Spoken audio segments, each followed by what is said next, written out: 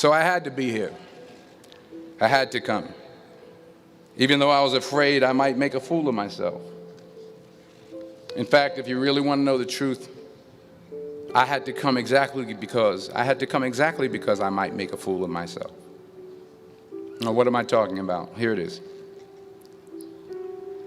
I found that nothing in life is worthwhile unless you take risks.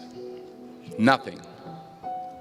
Nelson Mandela said, "There is no passion to be found playing small and settling for a life that's less than the one you're capable of living."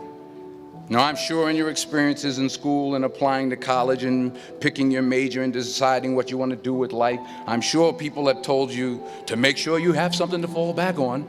Make sure you got something to fall back on, honey. But I never understood that concept, having something to fall back on. If I'm going to fall, I don't want to fall back on anything except my faith. I want to fall forward. I figure at least this way I'll see what I'm going to hit. Fall forward. This is what I mean. Reggie Jackson struck out 2,600 times in his career, the most in the history of baseball. But you don't hear about the strikeouts. People remember the home runs. Fall forward. Thomas Edison conducted 1,000 failed experiments. Did you know that? I didn't know that. Because the 1,001st was the light bulb. Fall forward. Every failed experiment is one step closer to success. You've got to take risks, and I'm sure you've probably heard that before, but I want to talk to you about why that's so important.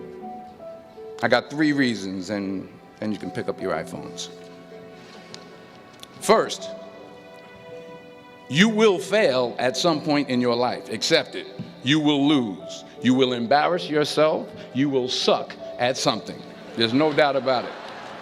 And I know that's probably not a traditional message for a graduation ceremony, but hey, I'm telling you, embrace it, because it's inevitable. And I should know. In the acting business, you fail all the time. Early on in my career, I auditioned for a part in a Broadway musical. Perfect role for me, I thought, except for the fact that I can't sing.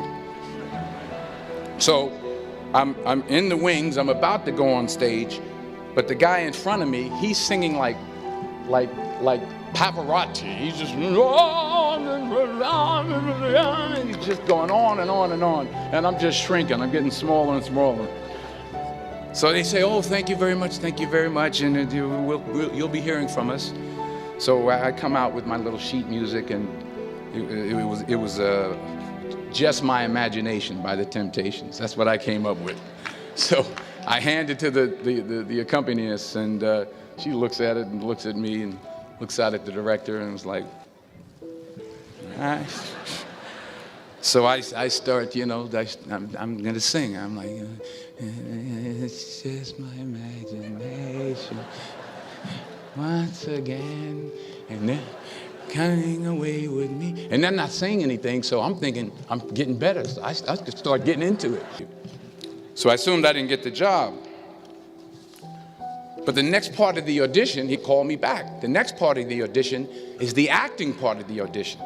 So I'm like, hey, okay, maybe I can't sing, but I know I can act. So they pair me with this guy, and again, I didn't know about musical theater. And musical theater is big, so they can reach everyone all the way in the back of the stadium. And I'm more from a realistic, naturalistic kind of acting where you actually talk to the person next to you. So I don't know what my line was. My line was, "Well, hand me the cup." And his line was, "Well, I will hand you the cup, my dear. The cup will be there to be handed to you." I said, "Oh, okay." "Well, should I give you the cup back?" "Oh, yes, you should give it back to me, because that is my cup and it should be given back to me." I didn't get the job. But here's the thing. I didn't quit. I didn't fall back. I walked out of there to prepare for the next audition, and the next audition, and the next audition. I prayed.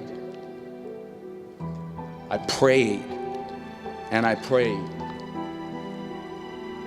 But I continued to fail and fail and fail. But it didn't matter, because you know what? There's an old saying, you hang around the barbershop long enough, sooner or later you're going to get a haircut. So you will catch a break, and I did catch a break. Last year, I did a play called Fences on Broadway. Someone talked about it. Won the Tony Award. And I didn't have to sing, by the way. But here's the kicker. It was at the Court Theater. It was at the same theater that I failed that first audition 30 years prior. And I'll pick up the pace.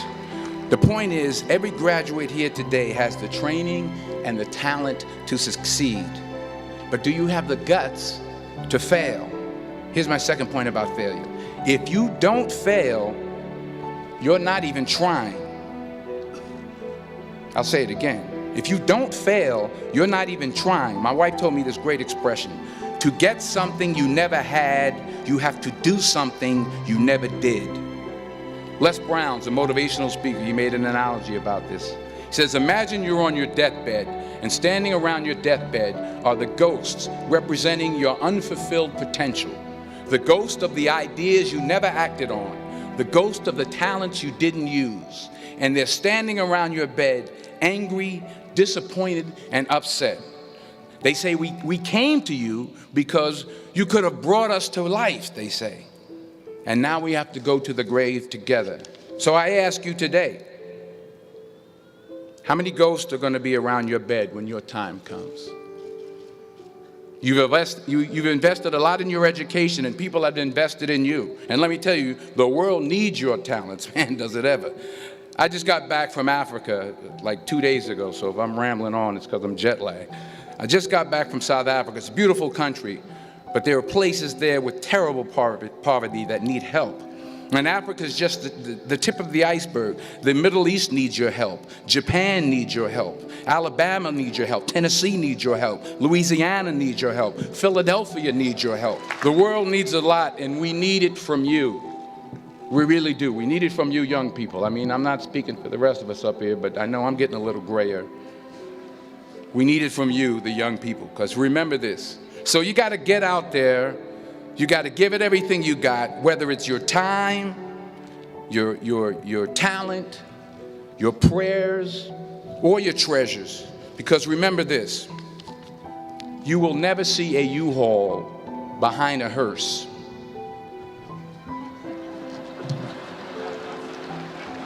I'll say it again.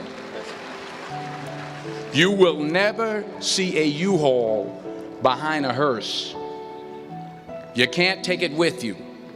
The Egyptians tried it, and all they got was robbed.